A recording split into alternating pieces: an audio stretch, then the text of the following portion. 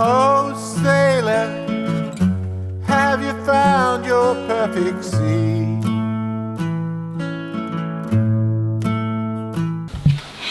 Hello, welcome to Insights and Oversights. Today I want to pick up a couple of things that I've talked about or touched on before, primarily the importance of encounter and indeed the primacy of encounter, and I will relate that to the idea of call, and call is usually more established with theological explorations rather than purely philosophical ones. I am called.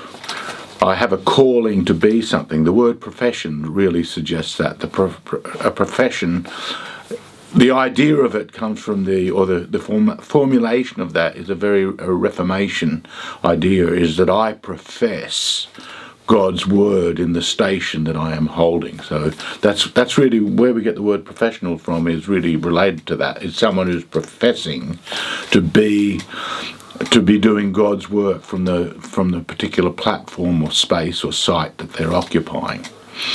So that, I think, is very related to a certain kind of encounter, an encounter with the Holy Spirit. So thus far I've been speaking or indicating that there is a theological component to the formulation of this kind of language.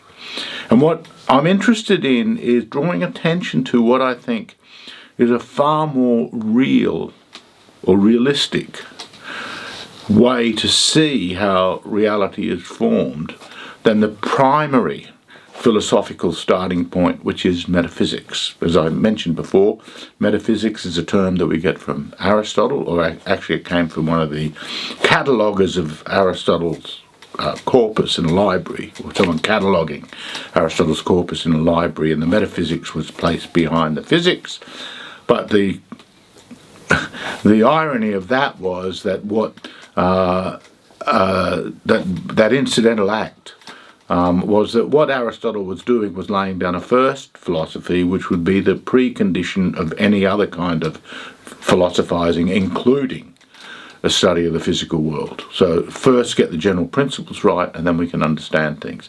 Now, from its inception, and again, forgive me if I've said this, philosophy tended to be caught up in a dispute about the arche, the fundamental origin of things. That comes back to the Greeks, of course, and they went searching for origins all over the place. But the one that remained intrinsic within the history of philosophy, and there tends to be this oscillation between A or B, is the primacy of the material over the mental, or the primacy of the mental over the material.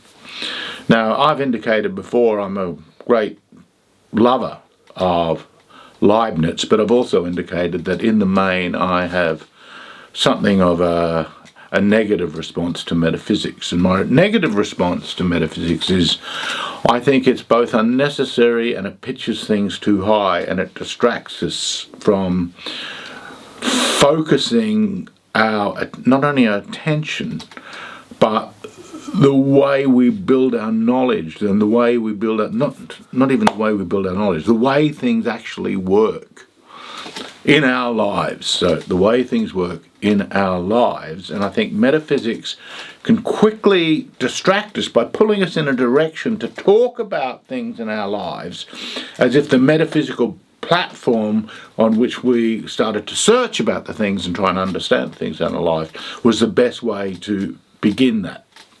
And I think that's a mistake. Now, I said the metaphysicians, the philosophical metaphysicians, they tended to say founding is either matter or mind. And there's very good reasons why this dispute occurs. I just recently have been caught up watching a whole lot of interviews with a guy called Bernardo Kastrup, and he is something of a Leibnizian. I haven't heard him mention Leibniz. I don't know how well he knows Leibniz, but he sees it as consciousness all the way down. And in the case of Leibniz, this was the force that we begin with a qualitative point, which is a force rather than simply the formulation that Descartes would use and Kant would repeat in his critique of pure reason of matter is the natural extension, or matter is an extension in motion. Now, we know that if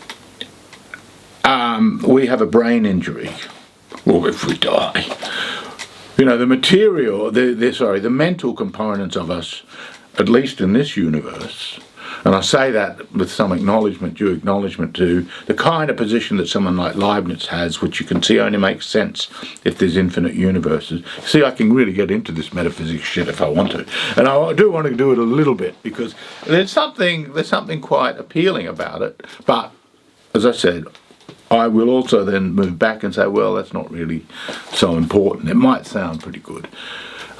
So we know that if stuff that isn't working, if bits of the brain aren't working well. In fact, I remember many years ago, and I'm sure they still do it in first year psychology courses, you get a picture of the brain and you get all the bits and pieces of the brain that do what. So you've got the left side of the brain, the right side of the brain. This is the bit that learns the languages. This is the bit where memory is. So that's a very physicalist representation of the brain, which, by the way, is very Cartesian in its formulation, even though there's a huge metaphysical dispute which involves Descartes about whether or not the mental should be separate, completely severed and utterly separate from the material.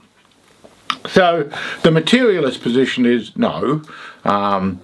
What happens is the material parts form together in such a way that mental or cognitive capacities, consciousness develops. Okay, yeah, sure.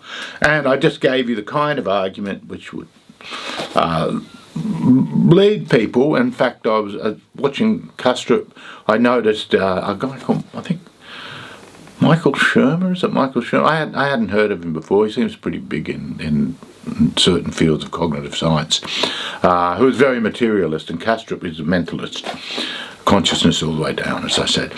So I'm watching this dispute and I thought, it's so funny because nothing's really changed in a couple of thousand years about the kind of things, except we are more developed in the physical sciences. And it is true as a heuristic, as opposed to a metaphysics. The idea of tracking down the connection between any mental state and a physical condition could be very helpful, especially if you're trying to find a cure for certain ailments involving the mind, dementia, for example, or Alzheimer's, those kind of things. Okay, now, as I said, Kastrup doesn't go along with this, but rather than repeat Kastrup, I'll just say the reason I think the philosophical tradition has had a lot of major thinkers who are not materialists, beginning from Parmenides or Plato, definitely in Plato, and to some extent in Aristotle. Aristotle's got a more of an interesting, complicated thing going, I suppose, because he's got fourfold theory of causation, which I've mentioned before. But with what they're seeing is, we'd say, design. But here's another way of putting it, which I think actually is a pretty powerful metaphysical case. And it's this: if you say that it's the arrangements of the material parts that lead to not only consciousness but every possible thing, the question is, are those parts acting in conformity to law, or are they random? If they're random, the materialist would have it. But the problem is, we don't think that they're random, we think they're law-like. Now that doesn't mean we understand, and this was worked out, and he had a particular argument that didn't really ultimately fly that well by Immanuel Kant, and that was the idea of the transcendental subject. I don't want to get too far into this. If you want to go off and read it and study it, great. You can spend a couple of years of your life reading him, as I did, and at the end you think it's a bag of nonsense. Or maybe that's a bit cruel, but it's a bit so. There's lots of things that just can't fly within the argument. But anyway, so if though we look at the world and we might be stumped by something, but we keep looking because we want to see in what way that is conforming to the laws that we've built up about the physical world, the natural world. And we might actually, as say the studies by Einstein did, lead us to go and reconsider previous consensuses, whether Einstein overthrew Newton's mechanics or whether there's modifications. That's again for the philosophers, scientists. Science can argue about that because Newton worked perfectly well for all sorts of things at a certain macro level. It's pretty micro actually because you've got infinite divisibility in Newton as well. But okay, so come back to the question is, if the material part's obeying a law, that suggests that there's something intrinsically rational about the order of the universe. And if it's intrinsically rational, then consciousness is the winner in that dispute. So someone might want to prove me otherwise, but to repeat, if the material components are acting not purely randomly, that is, they may appear to be random, but the more knowledge we have, we can see that they are actually complying with some kind of law, then it's pretty hard to argue that the materialists are right. Now, okay, I don't really care because our lives, there's the material bit and the mental bit, they're completely interwoven. And indeed, the philosopher Leibniz had argued, and one of the points about him arguing about the primacy of consciousness in its vagueness, not consciousness as we know it. And you can, I think Castro, even though, as I said, I don't think it's really just repeating Leibniz, I think he does a pretty good job of giving the kind of argument about complexity and where you draw the unit of complexity. So where is it that you're looking for consciousness? He's not bound to the idea of the individual person as a complete and utter ongoing consciousness, as neither was Leibniz. And I think that's very interesting because that really complicates and confounds the more materialist positions, which have a whole set of arguments that don't really address that. So what? Okay. So, do I think that knowing that makes a very big difference to our life? And the answer is not really. I don't think it makes that big of a difference at all. It may make a difference in terms of, as I said, using materialism as a kind of heuristic, but it may also make a difference using consciousness as a kind of heuristic as you go off and start thinking about the matter of consciousness and artificial intelligence and all of that. So that's all very fine. So when we're talking about the sciences of to deal with the natural world, or I don't want to call it supernatural world, but the kind of software world. So the thing world and the software world, hardware, software, that's great. And we live as gods compared to other peoples in terms of the material stuff. But of course we're also caught up in our shit and our misery and our suffering, and some of that can be alleviated by chemical means or whatever, or therapies or whatever.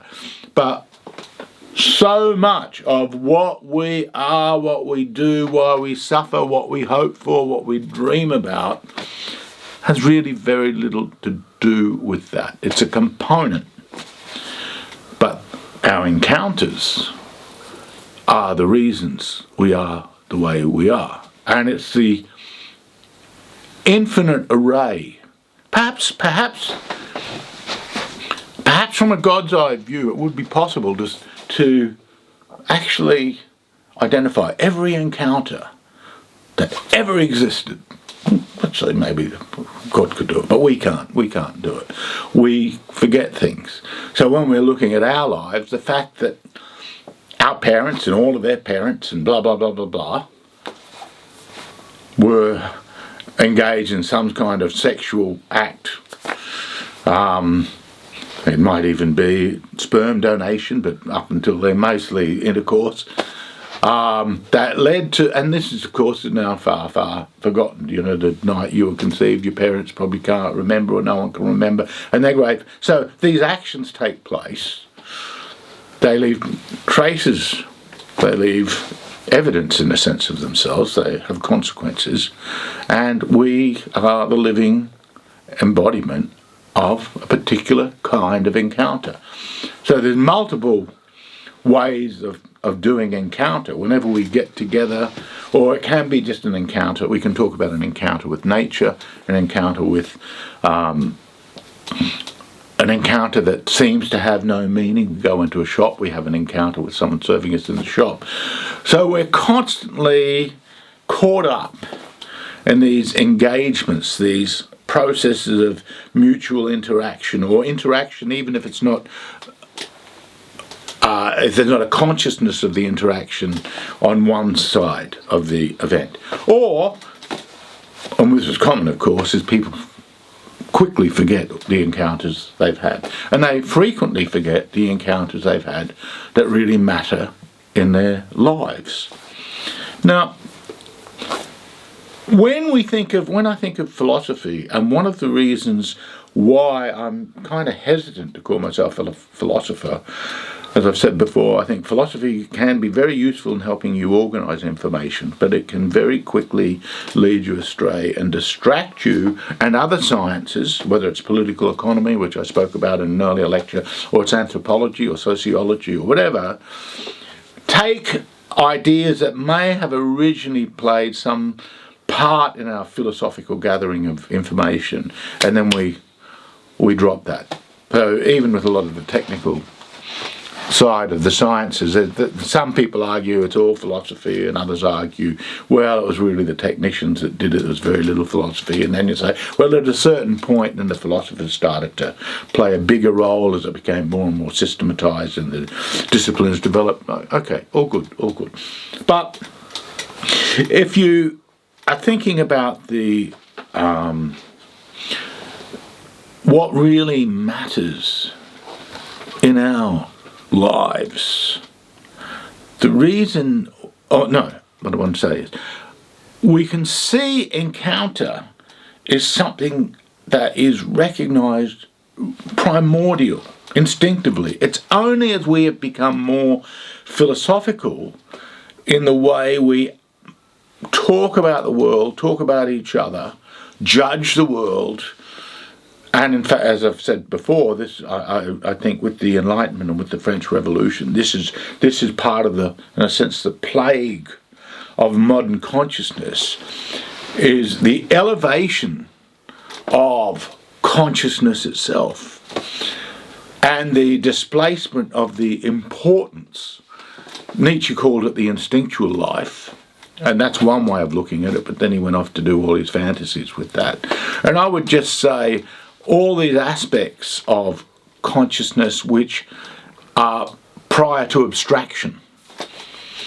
So in a sense, the pre-abstract, the pre-reflexive, which is intrinsic to everything we do, because if we think about the trails our ancestors made, the paths that they opened up, the social formations that they generated, the divisions of labour, the forms of social life, the battles, and so on and so on. All of these are involving some kind of encounter, an encounter with the natural world, how to deal, encounter with animal life, for example.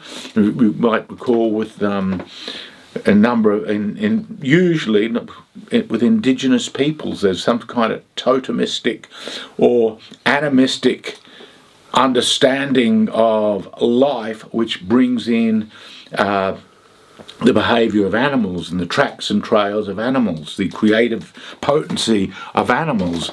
So humans are learning from what the animals have taught us, and as we have become more and more sophisticated, animals for us now might be something that we love or we're curious about, but we tend not to think that they can teach us something, whereas primordial human beings, they definitely thought, the animal tracks might lead them to water. There's all sorts of things that animals could do that become intrinsic to their own modification and adaptation to their environment and to each other. So there is something easily forgotten, but anthropologists and, or at least of this kind of anthropology that is less common now that used to exist, were aware of the importance of that. And you can see that's got really nothing to do with, is it mental or is it material? It's like, that's relevant to the pathways that were being opened up, the formations that were being made, which without them we would not be here. Without indigenous life, I've said before, I cannot stand the romanticisation of indigenous life because I think it's just stupid. But the appreciation of the intelligence and the bravery, daring of people under these circumstances to survive and explore their environment is something that everyone alive, whether they're indigenous or not indigenous, is indebted to. Because without that, way back in time, yes, for many people, and here we live in staggered times. It depends who you are, how close you are to a certain kind of group encountering and a certain kind of ethos that is part and parcel of that encountering. Notice that they group in the part and parcel of the group encountering, the ethos that comes. So it's not putting ethics first as if it's some kind of philosophical position that the group or the tribe sat down and pondered and then came up with. It's not that. That's not how it works at all. And it certainly has got nothing to do with metaphysical speculation about the nature of the universe. It's in the world in which people are born, the habits that have developed over time from the lessons that they've learnt and been able to pass on from the entire world around it. And one reason why animism is so universal as a prior to more complex, and here I simply mean technologically complex in terms of division of labour, prior to more complex technologies and symbolic systems that come from group interaction and group living together.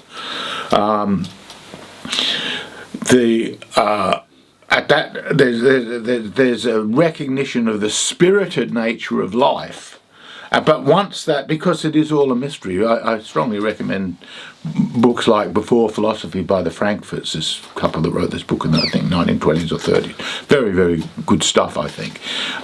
Because they're onto the fact that the universe is seen as something magical and alive because we are always encountering emergent features of life. It's only when we have become sufficiently used to phenomena recurring and our interactions with them are no longer so nomadic, but we are settled. We study the human race as it moves along certain paths, and of course not all people move along those paths. It's not as if the movement along this pathway is necessarily anything other than a contingent response to circumstances and complexities which are thrown at one, and they're usually complexities of scale brought about by warfare, victory, defeat, what you do with those you've conquered, and then the capacity to plant crops, and then the need to defend it, then the need to get certain utensils and have tradesmen make them, and then the desire to find resources from elsewhere that are then swapped, bargained, traded, then the need to protect the trade routes. You see, all of this is developing through these systems of, or features of encountering. There's nothing metaphysical about it. Nothing metaphysical. Starting to talk about that whether it's conscious or it's purely material, is like, who cares? Why would you focus upon that? If you look at your life now, the fact I'm giving you this talk, I think I may have used this example before. I'm giving this talk because my friend Chris basically suggested I do it. I had been thinking of it, but I felt called. And this is the next bit I want to get to. Encountering is a calling. But everything about us meeting span on infinite number of contingencies, just never-ending contingencies, from his parents' meeting, my parents' meeting, why we'd be at the same location, why I touched him, he touched me in the way that he did. Oh, that sounds... sorry, that's juvenile humour. Out of place in something like this, but why there was a certain connection, and of course every pair, every friendship is built around this kind of connection. Even and the fury that one might feel about someone who's violated one is also a part of an encounter. Warfare is an encountering; it's a savage kind of encountering. So a million ways to do it, but there's also, it is bound up with a sense of, within the encounter, a transformation that occurs. This is why I've always loved Rosenstock Hussey's motto, which he uses to replace the Cartesian motto, is I think, therefore I am. And you can see, I think, therefore I am. In that Cartesian very formulation, you get the primacy of someone overseeing the world, seeing that their existence is due to that they think. It will eventually, as in our time, become bound up with what they think, so that they think becomes bound up with what they think, and people then think their identity is what they think their identity is. Well, you can believe that if you believe in something called identity, and which is a very widespread word, of course, and I've spoken a number of times why I find difficulty with the word, but it's not really very helpful. It's not helpful in your life. You will still die. You will still be afflicted by things. Your loves, your hates, your passions, your pain, your physical. These mutations and developments are happening all the time, whether it's, as I said, the encounter with just nature and you being part of nature, caught up in the various collisions and the material aspects of it, or the mental ones. I call you a liar, I call you a thief, it's unfair. You know, I haven't done anything physical to you, but you're going to respond. I'll respond in law. I'll go to court and I'll spend all my day, organising my life like poor old Johnny Depp and what's her name? Amber Heard. Yeah, which was on the newspapers everywhere. And you think, that's interesting, isn't it? This encounter that began once with so much love, and then all the memories of the hatred, and this is just life playing itself off. Is it material? No. Is it mental? Well, the mental is probably in something like that. They look both a bit mental to me, but so what? Johnny Depp plays guitar, so I shouldn't be, with Jeff Beck, so I love Jeff Beck, so I shouldn't be too hard on him. But whatever. It's just, you just think, God, what a world we live in, where people want to know this, where people want these celebrities.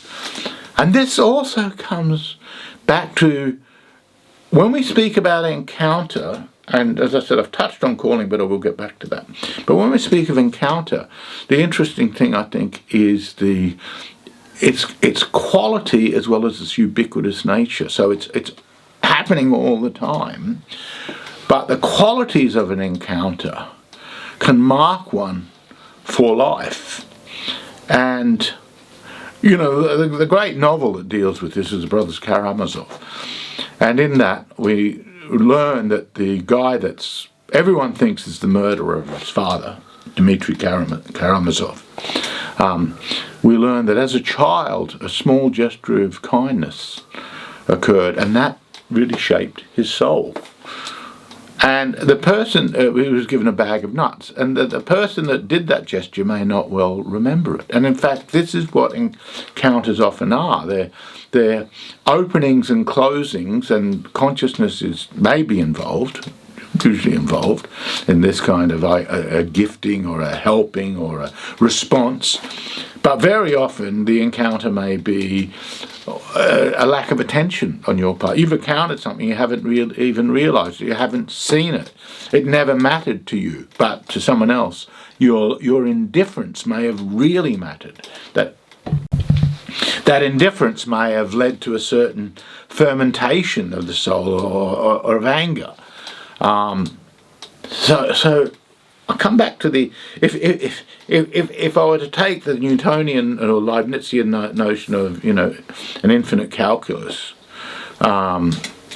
infinitesimal calculus, we could say that actually, if we knew enough, and we could, I don't think we could ever know enough to do this, but we could start to think about the infinitesimal nature of all the encounters that people have and why they matter. Now, the lesson I draw from this isn't, that's what we need is a great infinitesimal calculus of human behaviour. It's on the contrary, it's let's just accept the little that we know and start from the little that we know, which is, of course, one of the major themes of this a set of lectures, is my frustration with know-allism and how know-allism is built around a failure to understand the things that really matter by exaggerating things that don't matter so much, or things that may matter, as in the case with the material and the mental consciousness divide of so-called idealism versus materialism. The reason, that may matter if you're working on certain problems, but there's a whole stack of other problems if you invoke stuff to do with that, which Marxism, for example, does. Marxism wants to invoke materialism as a metaphysics, and I don't want to go. I've possibly touched on this before, and I've certainly touched on it in my writings. I did touch on it before. I said I didn't think Marx was materialist enough, but in that case, what happened, what came out of that, whether it's Marx himself or what comes later, is the doctrines of Marxist-Leninism got caught up in a kind of scholasticism and inquisitorial exploration of writings in which anyone who was thought to not be sufficiently materialist enough because too much due was given to other aspects of being human, they would find themselves in trouble. They could be imprisoned for this within Marxist states.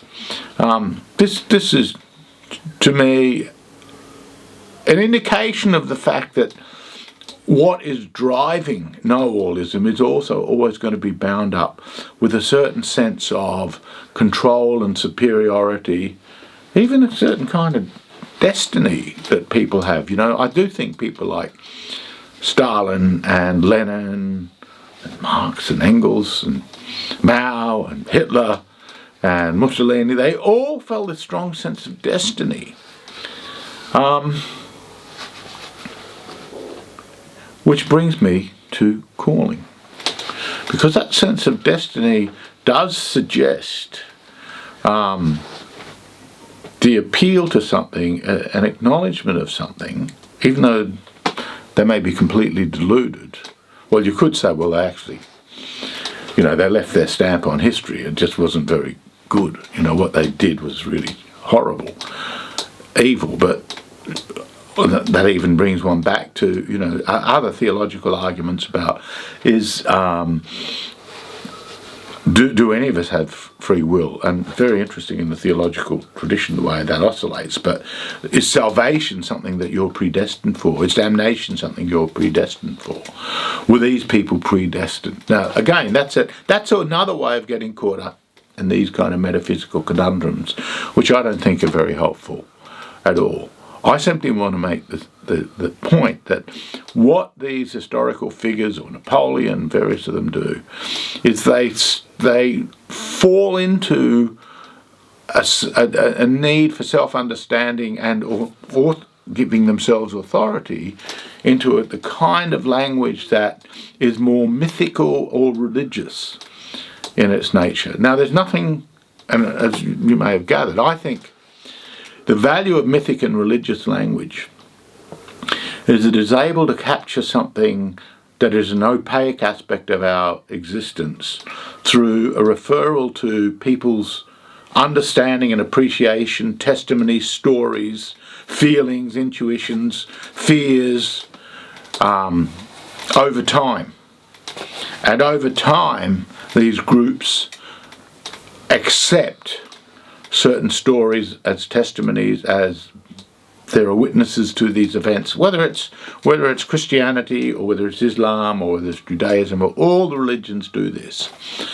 And what I find fascinating about this is that the process itself. So you get people that, who are they? Sam Harris, Richard Dawkins, people like that. Oh, atheism is, Daniel Dennett. Atheism is simply nonsense, a superstition, and had they been more philosophical, Daniel Dennett uses the term bright. People that think like him are bright. Well, okay, they're certainly not modest. So people who think this way are bright and the others are real dummies. Well, if the way we participated in life were not primarily driven by encounter, but primarily driven by reflection, sitting back, looking, and making decisions, then they are right. But it's not. It's not driven by that. It's their very existence. Those people, they are as much driven by all these irrational encounters, all these irrational decisions in their own lives as anybody else. And it's only when they want to focus. And you might think, oh, this guy is not very focused. And believe me, and when I say that, well, you can believe me or not believe me, I don't care, but I do think associatively. But the associations I have are very much because I think certain kinds of focus actually distort things. They don't help you see. They distort things by getting you to believe that the background is not there, as if you didn't need the air that you're breathing to be. You need that air that you're breathing. You need the microbes to be working. You don't want that aneurysm to hit you right now. All of these aspects of life, which again we can talk about in material, physical terms or not, or just habits, preferences, all of these feed into a life.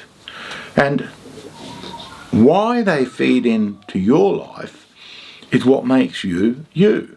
So it's very understandable why through our different encounters the values that we have become intrinsic to how we see ourselves. Now we can of course change our values, but invariably, if for example we change our mind, and let me just say as an aside, I've hardly ever met an intellectual that's ever changed their mind. I had a big change of mind in my early 20s, and since then that made me think about things in this associative but in a sense split and divided way.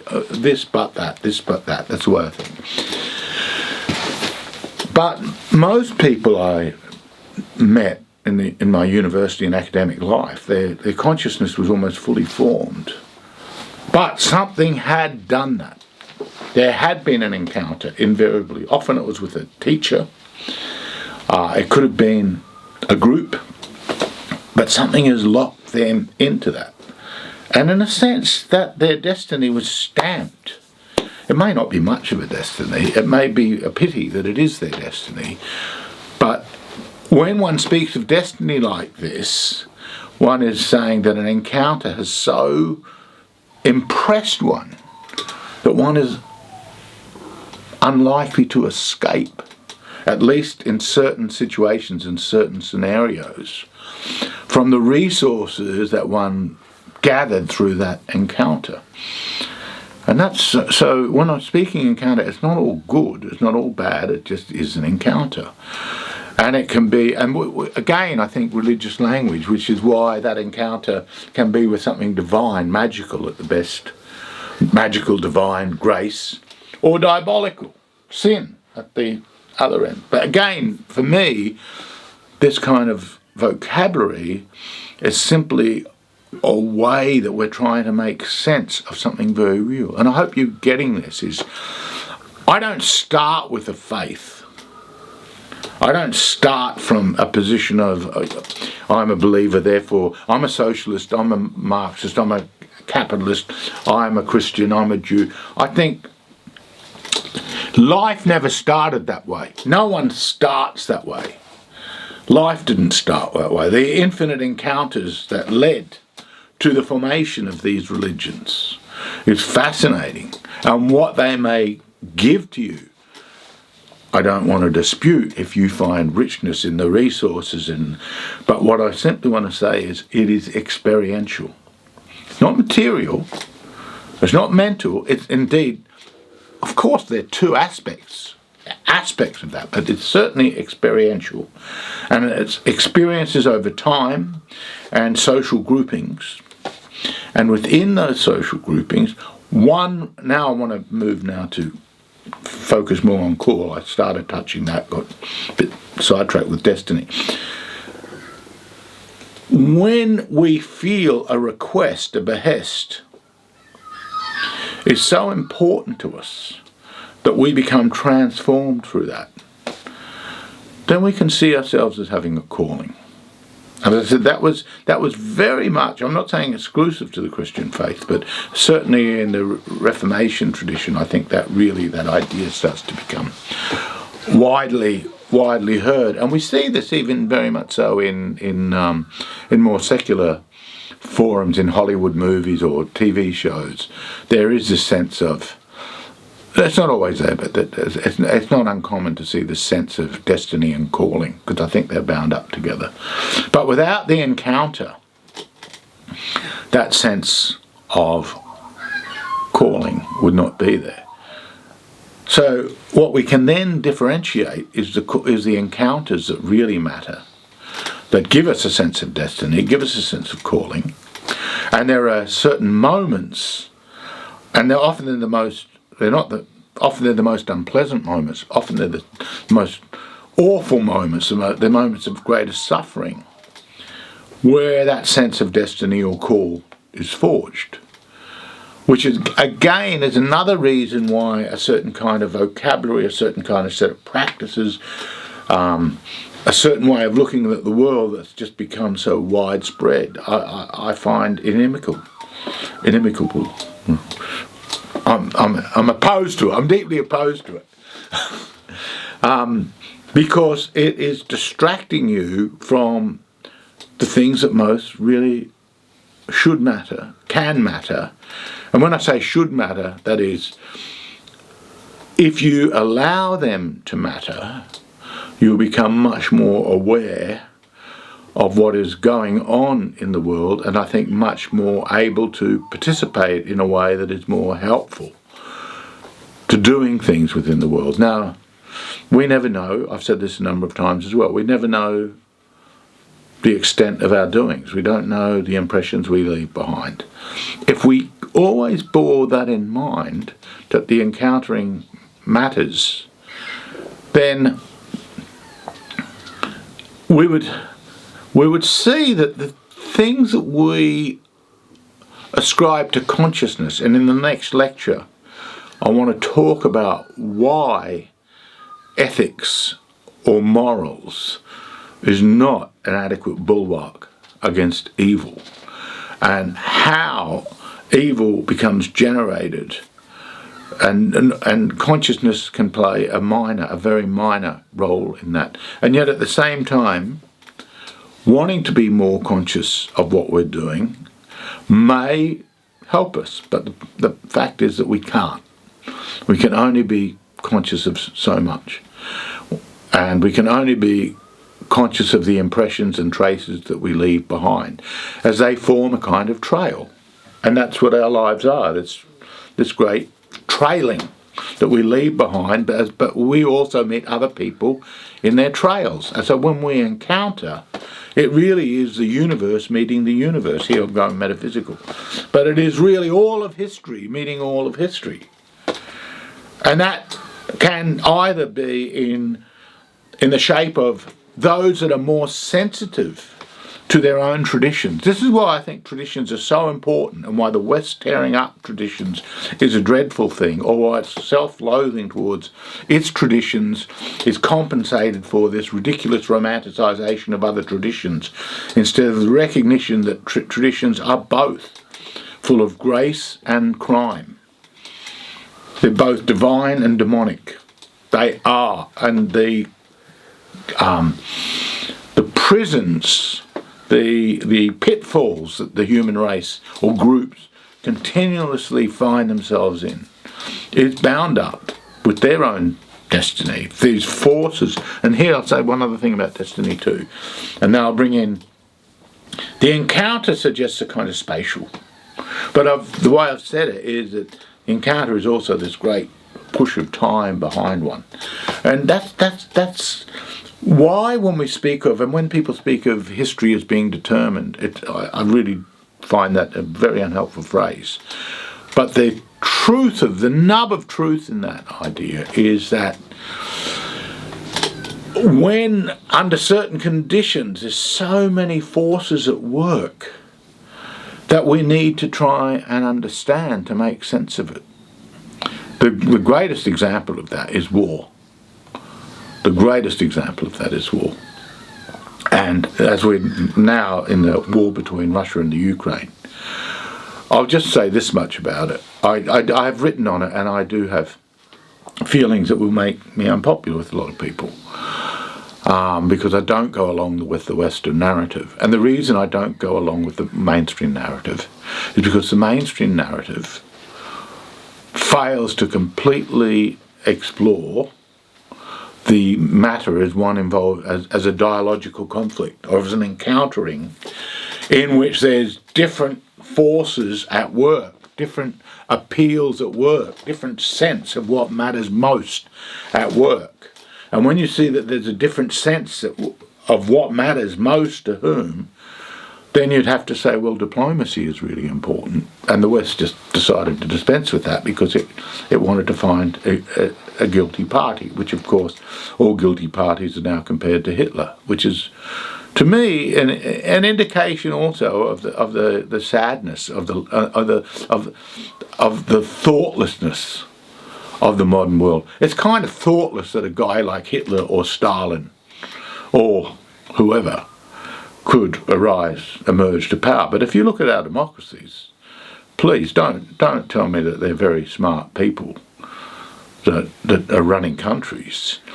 Now, there's a whole lot of reasons that is the case, but they're not the kind of reasons that are good enough for us to simply trust journalists to make decisions about what we should or should not think on any given case.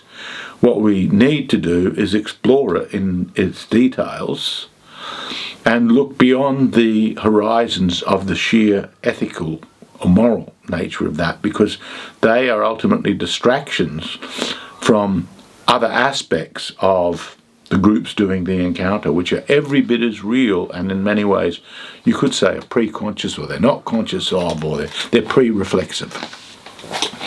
So in summing up, I started talking about metaphysics and why I think it's not that helpful except for kind of heuristics for doing things.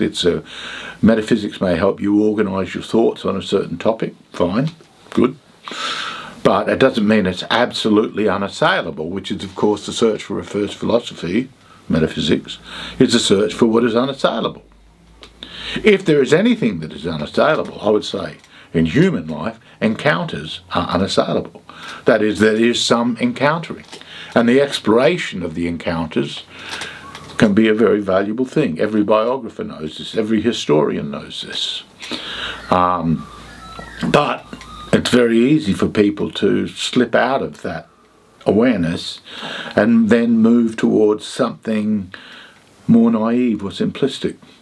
And finally, my sense was about call. And the one thing I want to say about this is, if you have a sense,